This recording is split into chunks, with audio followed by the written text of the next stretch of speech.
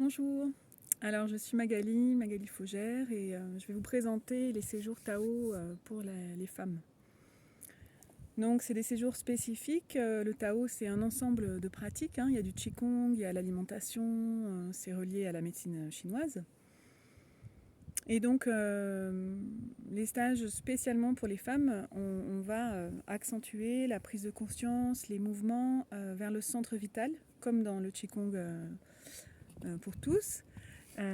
Puisque le centre vital, c'est la zone en dessous du nombril, on va dire le ventre, notre deuxième cerveau, donc c'est là où on a beaucoup d'énergie.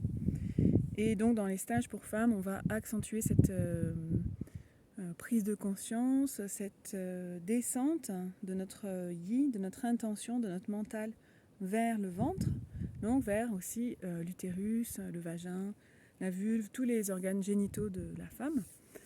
Et on va mélanger des pratiques, donc, mélanger. Il y a plusieurs formes de pratiques dans ces stages. Il y a du Tao Yin Yoga, donc des postures au sol.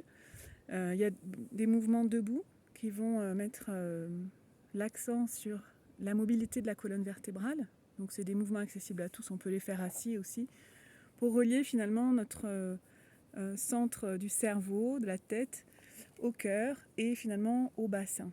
D'accord, aux hanches. Donc beaucoup de mouvements de la colonne vertébrale pour faire cette liaison qui va permettre aux femmes de se sentir mieux.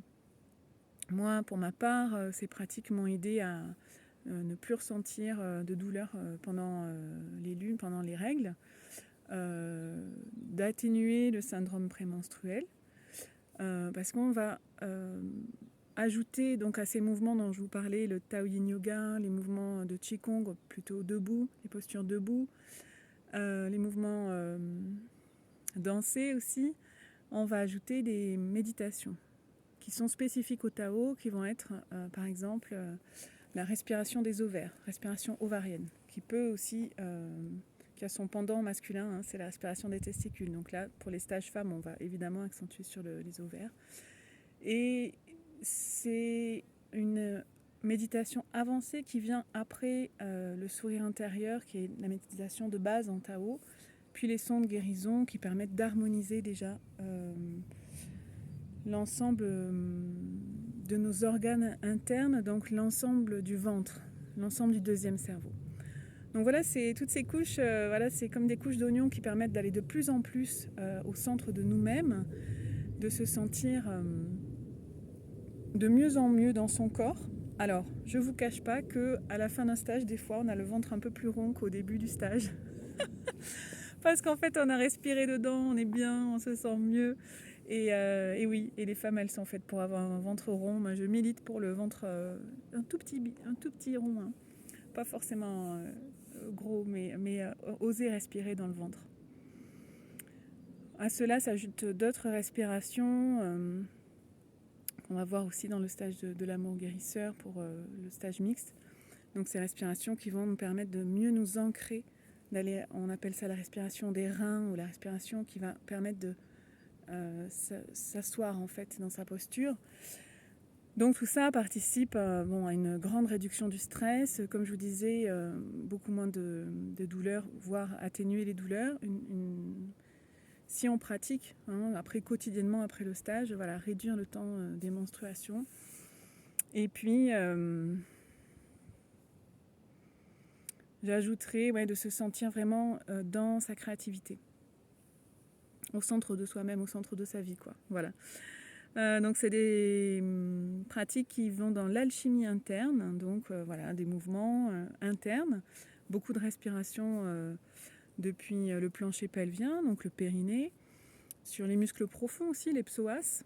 Et du coup, tout ce travail interne, en fait, va faire qu'on va détendre certaines zones du dos, du ventre, qu'on n'a pas l'habitude de détendre. Et on va prendre conscience d'autres zones dans le périnée sans les contracter, parce que ça, c'est pas bon non plus. Donc on va être dans toujours cette recherche d'équilibre yin et yang, je compresse, je contiens, et en même temps je détends, je relâche. Voilà. Et c'est cette onde en fait qu'on va chercher, puisque c'est un mouvement vital en fait. On va être dans cette recherche de vitalité interne, d'allumer tous les centres, tous les petits moteurs qu'on a à l'intérieur, toutes les pompes aussi. Voilà. Donc c'est des pratiques très belles, très douces, qui sont accessibles à tous. Dans les pratiques avancées, on utilise aussi l'œuf de jade.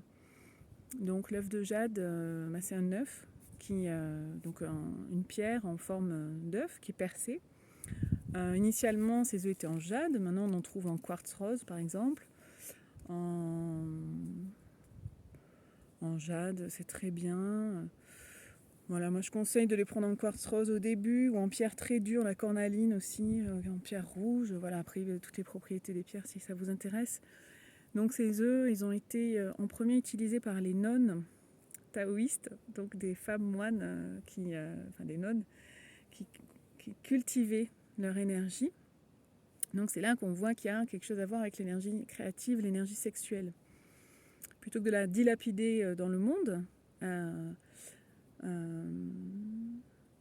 le fait d'utiliser cette énergie sexuelle ou cet œuf de jade qu'on va donc introduire à l'intérieur par le vagin et faire les pratiques avec, parce qu'en fait ces pratiques peuvent être faites sans l'œuf et puis avec l'œuf, c'est le deuxième niveau.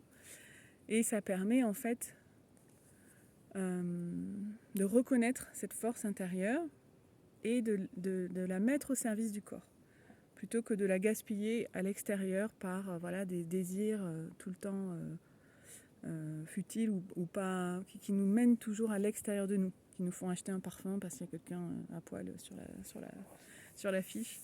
Donc là, c'est de dire, ok, j'ai cette puissance intérieure, cette force, on appelle ça le jing, c'est notre énergie brute, notre énergie pas raffinée, non raffinée, donc très puissante, comme une lame de fond. Et donc on va la reconnaître et par contre la raffiner, l'alchimiser. C'est pour ça qu'on appelle alchimie interne. Donc ça semble un peu abstrait comme ça, mais en fait c'est des choses très simples, beaucoup de douceur, de respiration et une meilleure écoute de soi aussi. Donc en tant que femme, ça permet de mieux se connaître et d'apaiser certaines douleurs qui reviennent tous les mois. D'avoir aussi un support de méditation, donc ça apaise aussi le mental. Et on va basculer sur un système de stress, un système... on va trouver un endroit à l'intérieur de nous où c'est calme.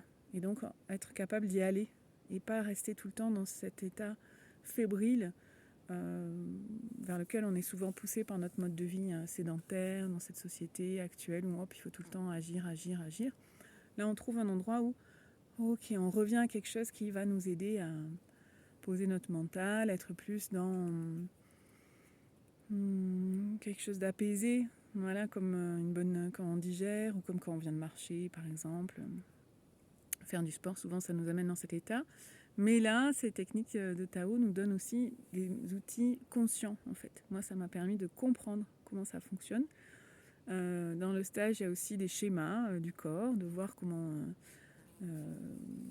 tout circule, en fait. Comment les muscles sont reliés aux os par les tendons. Donc, on travaille beaucoup sur cette énergie du tendon, qui est justement cet endroit de jonction, vous voyez, entre différentes parties de nous.